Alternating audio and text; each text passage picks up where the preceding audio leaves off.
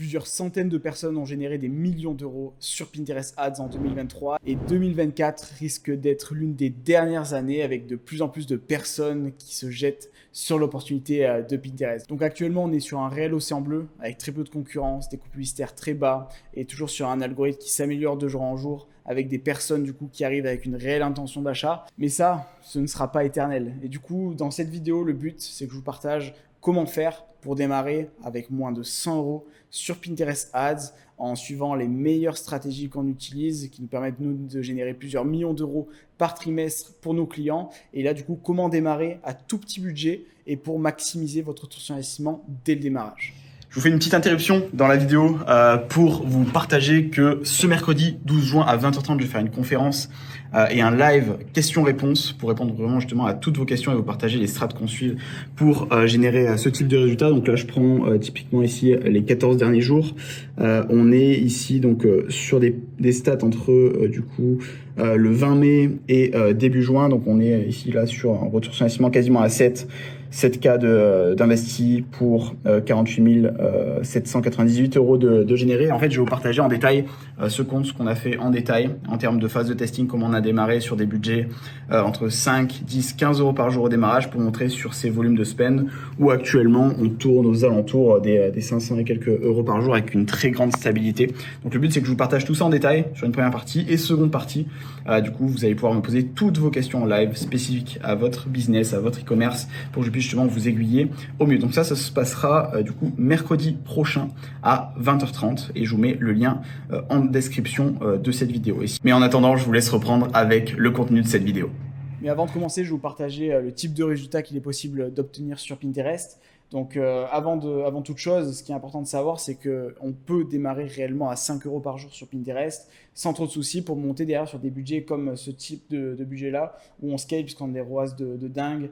Donc voilà, en moyenne, là, admettons, sur la journée du 10 janvier, on investit 450 euros, on fait plus de 1800 euros de vente et ça, c'est plutôt stable avec des gros pics de vente ici, milieu de mois. Et là-dessus, du coup, en termes de ROAS global et de montant généré, pour un exemple ici, là, sur le mois de janvier 2024, un peu moins de 14 000 euros d'investis, 5 de retour sur investissement, 70K, plus de 70 000 euros de générés.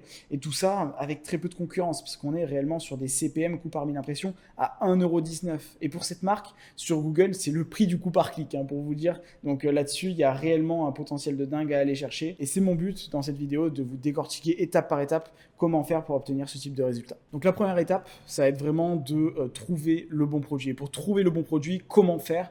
Vous avez plusieurs outils qui sont à disposition, comme Pinterest Trends, comme Minea, comme Pinspy, il y en a plein d'autres. Et là-dessus, un autre point qui est intéressant, souvent ce qui marche super bien pour nous, c'est de prendre des top produits dans certains marchés et les utiliser dans d'autres marchés. Mais les marchés européens, de manière générale, sur Pinterest, sont vraiment top, dans le sens où il y a très peu de concurrence, etc. Donc vous pouvez vous baser sur un produit qui marche très bien aux US et l'appliquer sur les marchés, admettons, scandinaves, européens, voire même français, et ça fonctionne extrêmement bien. Donc je vous invite à démarrer si vous êtes totalement débutant sur le marché français, et après vous allez pouvoir vous étendre en Europe. Nous, on a de très bonnes perfs en Allemagne, au UK, et sur tous les pays scandinaves. C'est plein de pays qui sont assez sous-cotés. L'Autriche également, la Grèce, l'Espagne et l'Italie. Enfin, globalement, en Europe, de manière générale, Pinterest performe super bien, mais majoritairement Allemagne, UK, pays scandinaves. Et ne serait-ce que de transvaser certains produits gagnants sur d'autres pays, ça peut très bien fonctionner. Nous, on le voit quand on a des produits qui marchent très bien dans des thématiques où on arrive à monter sur plusieurs milliers d'euros par jour. Derrière, de les transvaser sur un pays à l'autre, il y a vraiment très peu de difficultés et on y arrive très facilement. Donc, c'est vraiment intéressant de procéder ainsi et d'utiliser les outils comme Pinterest Trend ici, où on va pouvoir voir du coup les top tendances par rapport à l'âge. Donc là, vous pouvez sélectionner un âge précis. Donc admettons, je ciblais des produits pour une audience qui a plus de 25 ans, axée sur, admettons, de la beauté. Et là, je vais pouvoir voir du coup des top mots-clés qui sont tapés. Donc là, les ongles, là typiquement, j'ai directement une piste. Par rapport aux ongles, il y a beaucoup de produits qui sont en rapport avec ça. Et sur Pinterest, il y a des volumes de recherche démentiels, très peu de concurrence, des marques même comme Manucuriste qui sont très grosses, qui sont présentes sur Google et Meta, qui dépensent des milliers d'euros par jour. Sur Pinterest, ils font rien quasiment. Donc c'est un exemple, mais les très grosses marques, il y en a certaines qui ne dépensent pas. Et du coup, ça donne des opportunités de marché de dingue et des CPM ultra faibles, même dans des secteurs très concurrentiels, voire même le secteur le plus concurrentiel, c'est la beauté. Et vous pouvez avoir des CPM à 1 euro, 1,20 €. Et l'exemple que je vous ai montré juste avant, c'est pour une marque dans cette thématique-là, la thématique de la beauté. Donc, je vous ai pris un exemple au hasard. C'est l'une des top thématiques qui marche bien sur Pinterest. On a la beauté, la mode, la décoration, tout ce qui est événements, mariage, baptême, etc. Ça fonctionne bien. Tout ce qui est mode enfant. Également, si on cible tout ce qui est mode homme, mais là, il faut cibler les femmes qui offrent à leurs copains, à leurs maris. Il y a énormément de thématiques et tout ça, ça se trouve très facilement sur Pinterest Trends. Vous pouvez filtrer par région, par pays et typiquement prendre les top trends aux États-Unis, voir ce qui se fait et derrière, si ces trends-là sont appliqués sur le marché français, derrière, basculer des produits et ça, c'est vraiment l'idéal. Mais cette partie recherche produit est vraiment fondamentale avec des produits qui matchent avec l'audience de Pinterest, à savoir une audience majoritairement féminine, plus de 25 ans. Mais si vous avez des produits qui matchent avec cette audience-là, il y a de fortes chances que ça performe sur Pinterest. Donc, une fois que vous avez trouvé votre produit, après, il va falloir du coup créer le site web.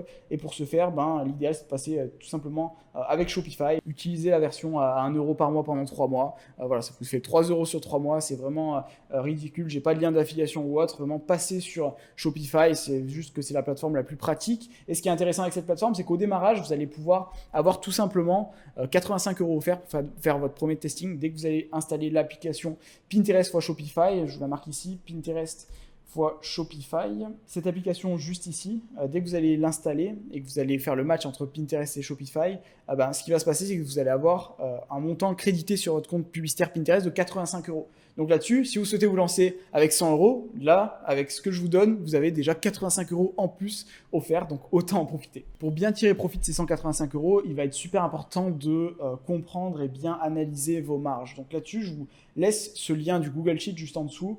C'est le Pinterest ROAS calculateur que j'ai créé.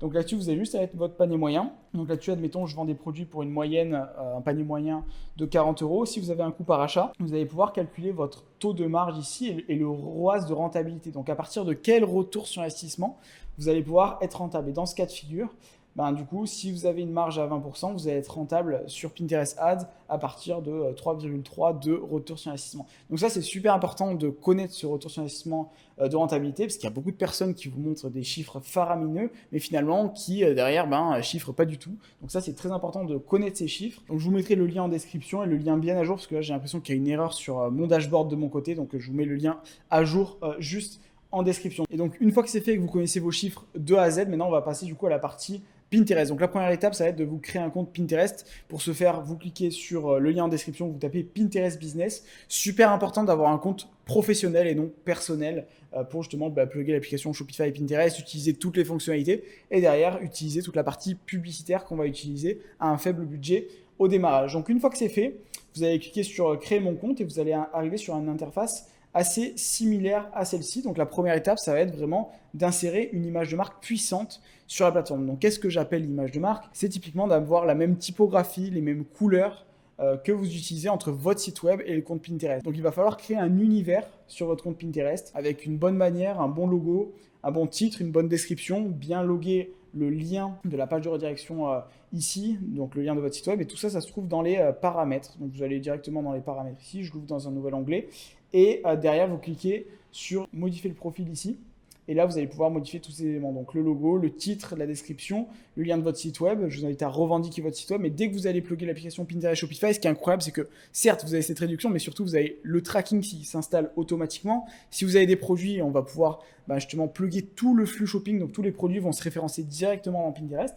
Et ce qui va être important, l'étape suivante, ça va être de créer une bonne image de marque, à savoir une belle bannière, et derrière, surtout, créer différents tableaux. Donc les tableaux, c'est des catégories dans lesquelles on va classer les différentes épingles. Et donc là-dessus, je vous invite à créer plus de 5 tableaux, à plus de 10 épingles au minimum, et dans l'idéal, montrer à 8 tableaux et plus de 15-20 épingles pour vraiment avoir quelque chose de solide et qui va derrière potentialiser tous les résultats sur la partie publicitaire. Parce que oui, il y a des personnes du coup qui vont pas naviguer uniquement sur les publicités, mais vont regarder également, là, admettons, j'aime bien cette marque, Histoire d'Or, je vais regarder ce qu'ils font en termes de profil, ok, derrière, voilà, ils proposent ce type de bijoux, etc. J'aime bien ce tableau-là, dans la Saint-Valentin, tiens, qu'est-ce qu'ils proposent? C'est vraiment le mindset de navigation sur Pinterest, donc c'est très important de faire quelque chose en cohérence avec votre marque pour que justement l'image de marque sur Pinterest reflète l'image de marque de votre site web. On enchaîne maintenant avec la création de votre campagne publicitaire performante à petit budget. Donc pour ce faire, vous allez cliquer en haut à gauche sur le logo de Pinterest. Derrière, on va cliquer sur créer une campagne. Et là, l'objectif, ça va être de partir sur une campagne qui est manuelle. Campagne manuelle, c'est juste ici. Et surtout pas partir sur la campagne automatisée. Donc ça, c'est fait pour vraiment les personnes qui souhaitent lancer une campagne à la va-vite. Mais d'expérience, ça ne fonctionne vraiment jamais. Donc après, vous cliquez sur remplir le formulaire ici.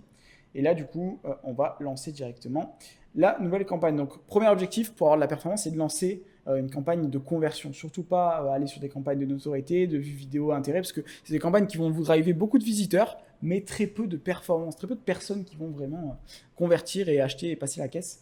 Donc là-dessus, super important de lancer des campagnes de conversion. Donc si vous avez ce message-là, c'est que soit vous avez du trafic qui arrive sur votre site web, donc là-dessus, patientez, mais il faut juste que le pixel soit bien installé. Donc là-dessus, une fois que le pixel est installé, mais avec l'application Pinterest Shopify, ça se fait automatiquement. Si vous avez du trafic externe qui arrive avec des personnes qui ajoutent au panier, qui achètent, vous avez juste à patienter. Si jamais vous avez personne sur votre site, vous êtes sur un lancement, je vous invite à faire quelques faux achats et quelques ajouts au panier, faux ajouts au panier, que vous faites de votre côté en navigation privée. Et derrière, ça va permettre de débloquer cet objectif-là. Souvent, il faut attendre entre 24 et 48 heures, mais il est primordial de lancer en conversion pour avoir de la performance. Donc ça, c'est vraiment super important.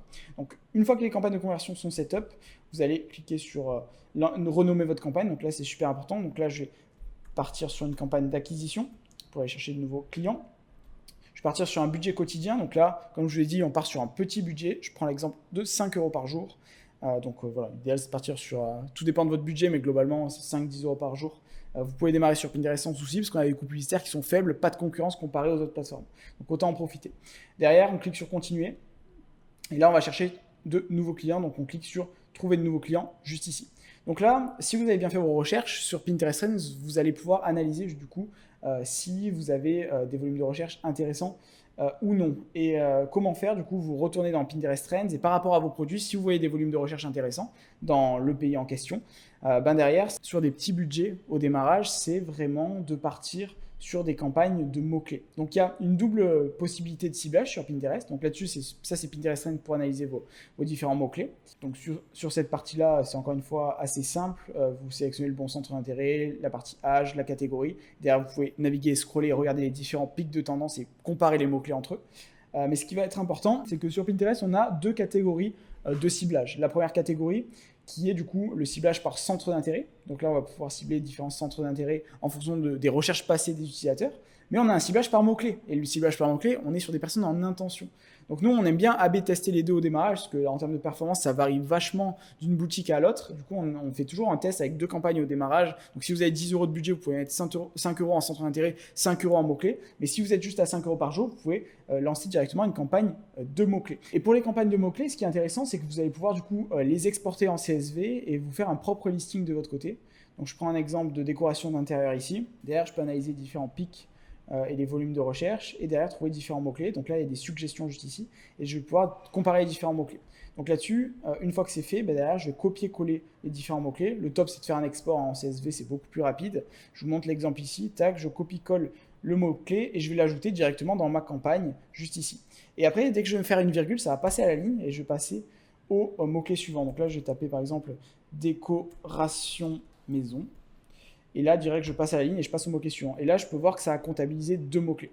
Donc, une fois que c'est fait, donc là, je vous invite à mettre à peu près plus de 20 mots-clés et surtout d'être sur des mots-clés au démarrage qui soient pas non plus trop larges. Là, c'est des mots-clés qui sont larges, mais restez centrés quand même autour de vos produits, dans le sens où on va essayer de cibler les prospects chauds, les personnes qui tapent des mots-clés précis par rapport à votre niche. Donc, on ne va pas privilégier quelque chose de très large où on va taper des mots-clés très très larges et du coup, on va perdre en pertinence. On veut avoir beaucoup de pertinence au démarrage si vous êtes sur des petits budgets.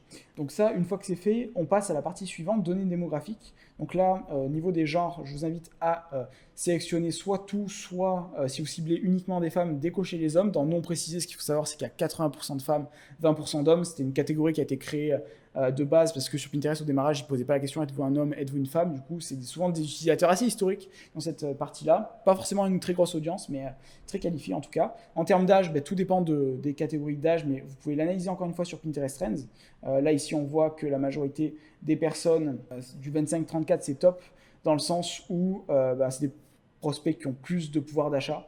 Donc là-dessus, je vais pouvoir décocher la première tranche d'âge. Mais vu que quand même, il y a un petit 13% qui est intéressant dans les 28-34, ben voilà, je vais sélectionner les plus de 21 ans directement. En termes de lieu, si je veux cibler la France, je reste là-dessus. En termes de langue, on va rester sur uniquement les personnes qui parlent français, pas cibler les étrangers qui sont en France. Super important. Emplacement, là, on touche à rien. On avance, là on va optimiser au clic sur temps si on a la possibilité. Peut-être ce sera un peu différent pour vous, les fenêtres, les configurations de Pinterest peuvent changer mois après mois, donc voilà, mais globalement, dans l'idée, on reste là-dessus. Enchères automatique, je vous invite vraiment à rester en automatique au démarrage, surtout quand vous n'avez pas d'expérience forcément énorme en media buying, etc. La partie personnalisée, nous on l'utilise souvent dans un second temps, dans une phase de scaling, etc. Ou pour caper les budgets sur certaines stratégies, mais au démarrage, restez en automatique. C'est le meilleur moyen justement d'avoir de la performance sans trop vous embêter et sans avoir justement une expertise très fine en termes de media buying. Et la dernière section après, c'est la partie annonce. Donc là, le but, c'est de sélectionner entre 3 et 4 épingles au global. Donc là-dessus, pour les sélectionner, en termes de créatifs, ce qui va être important, c'est d'analyser du coup quels sont les top créatifs dans votre secteur. Admettons, dans la décoration, nous, on a de très bonnes perfs en créa statique, inspirationnel. Dans la mode, on a également très bonne perf sur la partie statique, carrousel, mais typiquement dans la thématique de la beauté, on aime mieux mettre en avant des avant-après, un tutoriel explicatif. Mais là-dessus, ce qui est important, c'est que si c'est de la créa vidéo, il est ultra important de mettre les sous-titres parce que le son n'est jamais lancé sur Pinterest. Et donc, c'est un point vraiment crucial si vous êtes sur des créas UGC, donc des personnes justement qui parlent de votre produit en face caméra. Super important qu'on puisse comprendre la créa sans même avoir à l'écouter. C'est super important parce qu'on a 95% des personnes qui n'écoutent pas les créatives avec le son. Donc sur Pinterest, c'est quelque chose qui est très différenciant comparé à Instagram, comparé à TikTok. Sur Pinterest, vraiment, les personnes ne lancent pas le son. Donc c'est très important en termes de créatifs d'adapter cette partie-là. Donc une fois que c'est fait, vous sélectionnez vos créatives en question. Entre 3 et 4, c'est le nombre idéal. J'en mets 3 juste ici. Je clique sur ajouter 3 épingles. Et derrière, en termes de format, je reste sur format standard, quiz, vitrine et tout ce qu'on vous propose de nouveau. C'est en bêta test. Nous, on en teste pas mal parce qu'on dépense énormément sur Pinterest. Mais au démarrage, inutile de faire ça. En termes d'URL de destination, donc ça, c'est sur la page sur laquelle les personnes vont être redirigées. Donc là, vous mettez la page en question. À savoir que sur Pinterest, les personnes scrollent beaucoup, donc n'hésitez pas à faire de l'A/B test là-dessus, sur des pages un peu plus longues en termes de scroll, parce que les personnes scrollent vraiment beaucoup sur la plateforme. Donc là-dessus, l'objectif, c'est de faire des A/B tests. En termes d'appel à l'action, je vous invite à rester soft, pas à mettre quelque chose de trop agressif comme acheter ici, commander, dans le sens où sur Pinterest, on est sur des personnes qui sont en phase d'inspiration. Donc dès qu'on va être, surtout en France, sur quelque chose d'un peu plus agressif, pushy, sur acheter ici, commander, sur Pinterest, c'est plus contre-productif qu'autre chose. Alors que si une personne clique sur en savoir plus, ah tiens, je vais me renseigner. Et derrière, on arrive justement à la convertir. La finalité est la même, c'est juste que par rapport au mindset des utilisateurs, il vaut mieux rester soft sur cette partie-là créative. Et une fois que c'est fait, on va cliquer sur publier. Et une fois qu'on a publié notre campagne, le but, ça va être de revenir du coup 24 heures après pour vérifier que tout est OK. Donc vous revenez 24 heures après, vous cliquez ici sur Insight Rapport, vous connectez à votre compte Pinterest bien sûr, et là vous allez analyser vos différents KPI. Donc je dis 24 heures après juste pour vérifier que les campagnes sont bien lancées, qu'il n'y a pas de soucis, etc. Mais globalement, l'idéal, c'est de faire une première grosse analyse au bout de 3-4 jours au minimum. Et ce qu'il faut savoir, c'est que sur Pinterest, on est sur un algorithme qui est long. Comparé à Meta, où ça va plutôt rapidement, au bout de 24 heures, on sait si on va avoir de l'attraction, etc. Sur Pinterest, c'est un peu plus long, donc on a différents indicateurs à regarder, comme par exemple les taux de clics. Et là-dessus, la métrique la plus importante, après, c'est le retour sur investissement. Donc, il faut vraiment avoir une approche un peu plus à la semaine. On va analyser jour après jour. Donc là, je vous montre l'exemple sur un compte. En termes de perf, voilà, c'est d'excellentes perfs. Donc là, on est en phase de scaling. On stabilise pour rescaler derrière. En début de mois, on sait qu'on a un peu plus de ventes qu'en fin de mois parce que les personnes reçoivent leur salaire, etc. Donc, on a différents cycles. Et là-dessus, on a une méthode très précise pour la partie scaling. On ne peut pas faire n'importe quoi sur Pinterest parce que la plateforme est sensible au changement brutal d'algorithme.